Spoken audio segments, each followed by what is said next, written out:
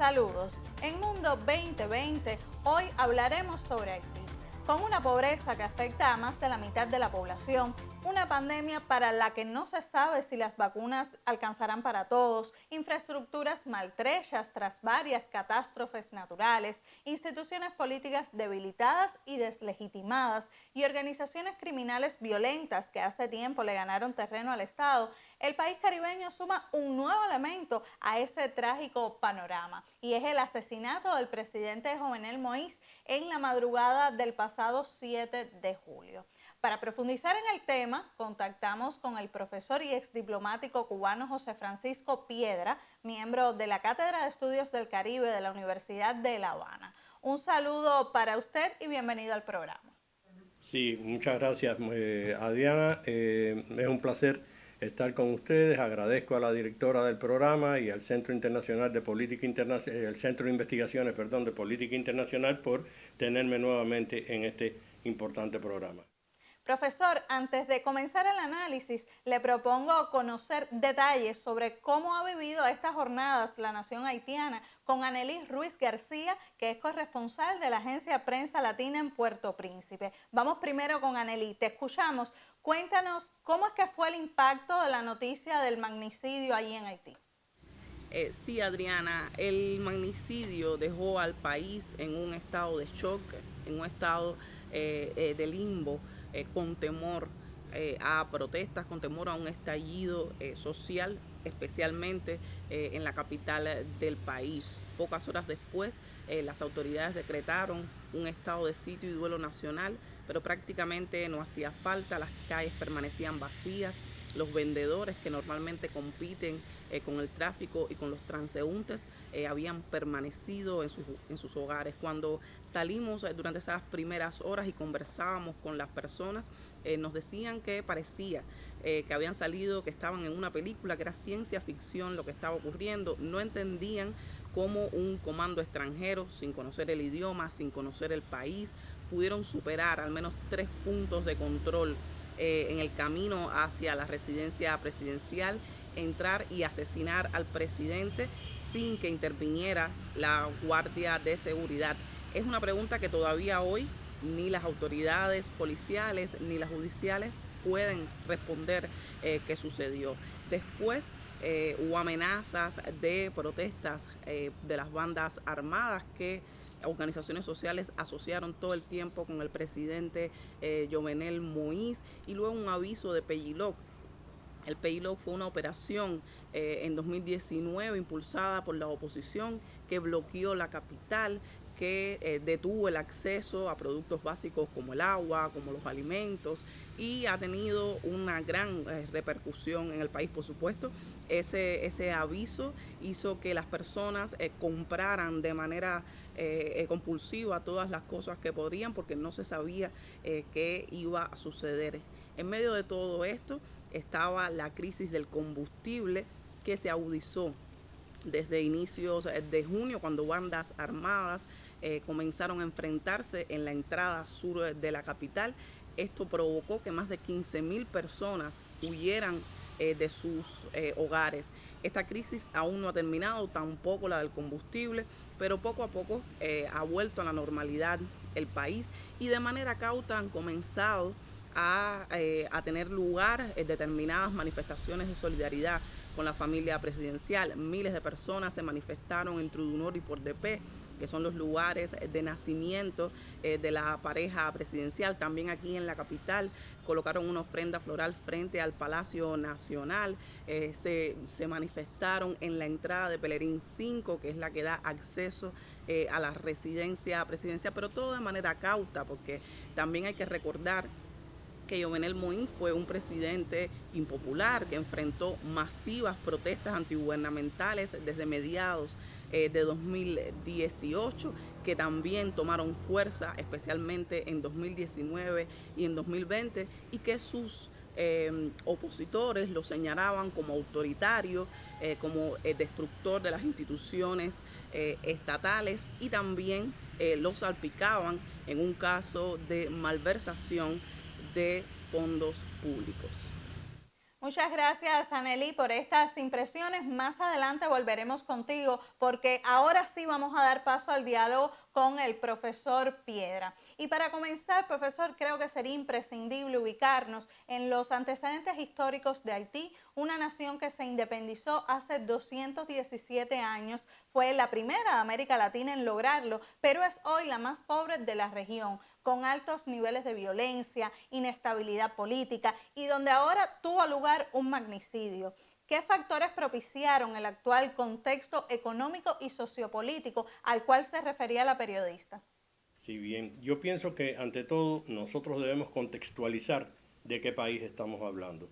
Estamos hablando de Haití, un país vecino, un país hermano, con una larga tradición de lucha. Estamos hablando del país que condujo y llevó a buen éxito la primera revolución abolicionista, la primera revolución social en este hemisferio, y que se caracterizó por no solamente por propiciar la independencia de todos los esclavos, la libertad de todos los esclavos, sino además fue una revolución solidaria, fue una revolución internacionalista que contribuyó mucho a la independencia del resto de las naciones de nuestro continente. De manera que estamos hablando de un país con una muy rica historia, de comunidad, de comunión con sus hermanos latinoamericanos y caribeños. Una nación que ha debido soportar múltiples desgracias, como no solamente de carácter medioambiental, como han sido terremotos, inundaciones,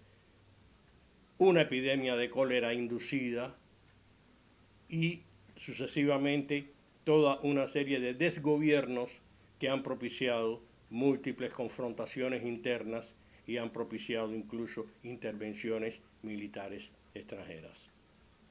Llegamos a los últimos meses del presente año 2021, donde se han acrecentado las protestas, las manifestaciones por diversas medidas asumidas por el gobierno haitiano.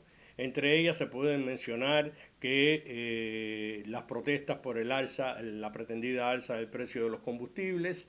Se puede mencionar adicionalmente la elevación de los costos de presupuesto en términos de recortes de los gastos sociales, y adicionalmente también pudiéramos hablar sobre el problema interno de poco beneficio y de poca atención a los candentes dificultades sociales que atraviesa la población haitiana. Todo esto llevó a la gente a marchar en las calles, se produjeron protestas y que adicionalmente se enrarece mucho más el ambiente político, sociopolítico de Haití con la aparición de bandas delincuenciales que tienen enfrentamientos muy fuertes con la policía, que tienen olas de secuestros, incendios de viviendas de civiles y que generaron incluso hasta un éxodo de más de 10.000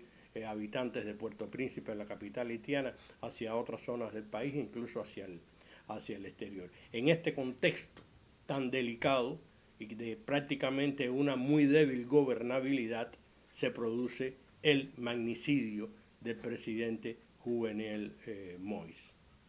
El asesinato del presidente Jovenel Moïse a manos de un comando armado ha provocado, se puede decir que sentimientos encontrados en la sociedad haitiana, porque mientras unos lo ven como una víctima, otros lo miran como el responsable de las más recientes dificultades que vive el país. Recordemos las protestas de los últimos meses para reclamar su renuncia por considerar que su mandato había terminado en febrero de 2021 y no como él consideraba que concluiría en el 2022. Todo esto tenía al país sumido en una crisis política. En ese escenario, ¿cuáles han sido, profesor, las repercusiones tanto internas como externas del magnicidio?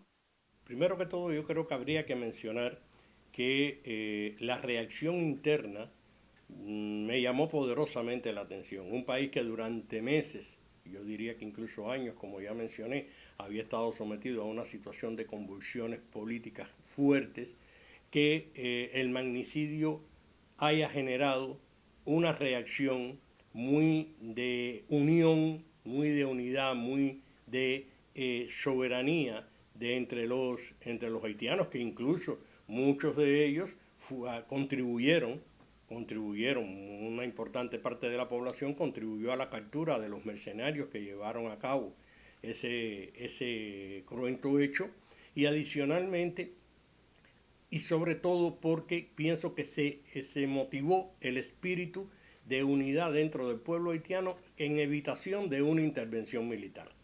Creo que eso es algo que debemos tener muy en cuenta, pues las posibilidades de una intervención estarían y siempre han estado muy presentes en la realidad política haitiana. De manera que creo que el pueblo haitiano ha reaccionado con una madurez, ha reaccionado con sabiduría en evitación de que potencias extranjeras, que otras veces ya lo han hecho, como ya mencioné, pudieran intervenir nuevamente en el país. En cuanto a la reacción internacional, habría que señalar que ha habido una fuerte preocupación y una fuerte crítica de parte de muchos gobiernos del área y del mundo por este magnicidio. Adicionalmente, CARICOM, Haití forma parte desde 1997 de la comunidad de estados de la comunidad caribeña, y CARICOM inmediatamente convocó a una reunión de emergencia y dio a conocer que se opondría a cualquier tipo de intervención militar, reiterando que la solución de los problemas haitianos debían pasar y debían descansar en los propios haitianos, al tiempo que la comunidad del Caribe ponía su voluntad política y su disposición a ayudar a Haití en todo lo que estuviera a su alcance, pero siempre respetando la autodeterminación y la soberanía. De otra parte está Estados Unidos, un actor de primera importancia histórica en la realidad haitiana. El presidente Biden anunció que no enviaría tropas a Haití, sino solamente enviaría algún nivel de cifras de infantes de marina para proteger a la misión diplomática estadounidense en Puerto Príncipe, y de hecho accedió a la solicitud hecha por el primer ministro interino en ese momento, Claude Joseph, a enviar agentes del FBI, del FBI y del Departamento de Seguridad Nacional para que contribuyeran en la investigación conjuntamente con agentes de la inteligencia colombiana que el gobierno de Colombia también envió. No me voy a referir a los detalles, creo que han sido ampliamente publicitados, de la intervención extranjera en el asesinato del presidente Moïse. Profesor, quédese con nosotros, vamos a hacer una pausa en el diálogo. Enseguida estamos de vuelta porque más adelante hablaremos sobre las posibles salidas a estas problemáticas que hemos mencionado.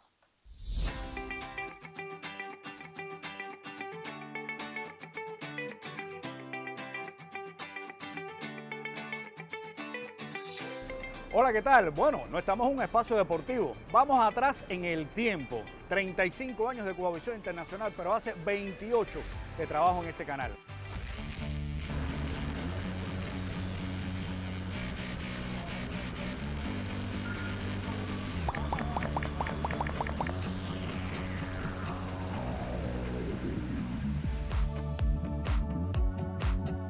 Me voy un poquito hacia adelante porque también he tenido la oportunidad de trabajar en espacios comerciales, como periodista, conductor, e incluso en momentos complejos desde el punto de vista político en nuestro país, pues también he estado en el primer frente de batalla. Y estaré hasta que llegue el momento de retiro. Bueno, siempre que usted lo permita, a través de la señal de Cubavisión Internacional.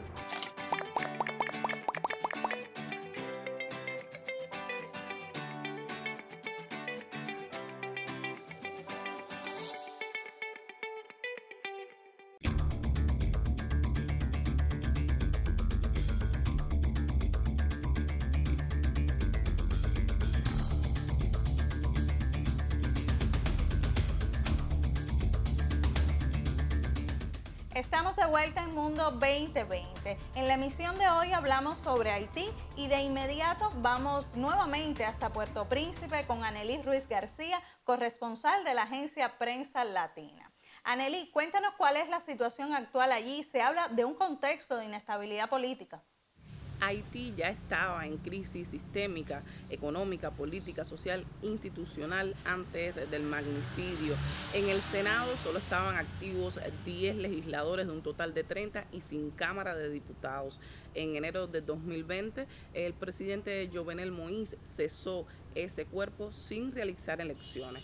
Por su parte, el Poder Judicial, sobre todo el Tribunal de Casación, que funciona como la Corte Suprema en otros organismos, trabajaba con la mitad de los jueces y esta crisis se agudizó en las últimas semanas de junio cuando murió por COVID el presidente del Tribunal de Casación, René Silvestre. Por lo tanto, solo quedaba un ejecutivo que había sido cuestionado porque numerosas fuerzas políticas y sociales del país señalaban que el mandato constitucional del presidente Jovenel Moïse vencía el 7 de febrero. Con solamente un ejecutivo cuestionado, por supuesto, el magnicidio lo que hizo fue agudizar esa crisis institucional. Horas después comenzó la pugna por el poder entre el primer ministro en funciones, Claude Joseph, y el designado Ariel Henry. Ariel Henry fue nombrado 2 días antes del magnicidio, pero no tuvo tiempo de conformar un gabinete. A esa pugna se unió también el jefe, el presidente del Senado, Joseph Lambert.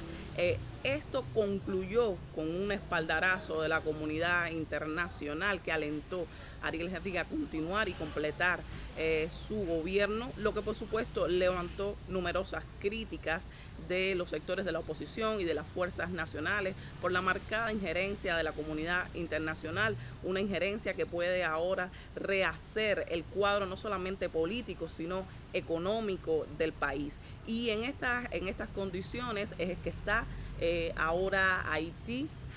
Hace solo unos días juró Ariel Henry al frente del gobierno, un gobierno que no va a tener presidente, cuenta con 18 ministros, 4 de esos ministros de la anterior administración de Joseph Joubert, y a la espera de qué va a suceder. Las fuerzas políticas se han reunido, han rechazado el gobierno recién instaurado y proponen una conferencia nacional haitiana para resolver el país sin la injerencia extranjera. Agradecemos a Annelise Ruiz, corresponsal de Prensa Latina en Haití, por actualizarnos sobre cómo se viven estos días en el país caribeño. A lo que mencionaba la periodista sobre la necesidad de resolver los problemas sin injerencia extranjera, sería oportuno añadir que la crisis actual desatada a partir del asesinato del presidente Moïse encendió las alarmas sobre la posibilidad de que ese escenario pudiera convertirse en un nuevo episodio de intervención específicamente estadounidense, un vínculo que nunca resultó ventajoso para Haití. Así lo asegura un artículo publicado en el diario argentino Página 12. El autor del texto afirma que la relación entre Estados Unidos y Haití es espinosa desde el inicio y subraya que nunca una ocupación tuvo efectos positivos para la nación caribeña. Y con esta reflexión retomamos el diálogo en Mundo 2020 con José Francisco Piedra, miembro de la Cátedra de Estudios del Caribe de la Universidad de La Habana. Profesor, en el futuro inmediato, ¿qué papel han jugado y usted prevé que puedan jugar en el contexto haitiano otros actores políticos, sobre todo externos?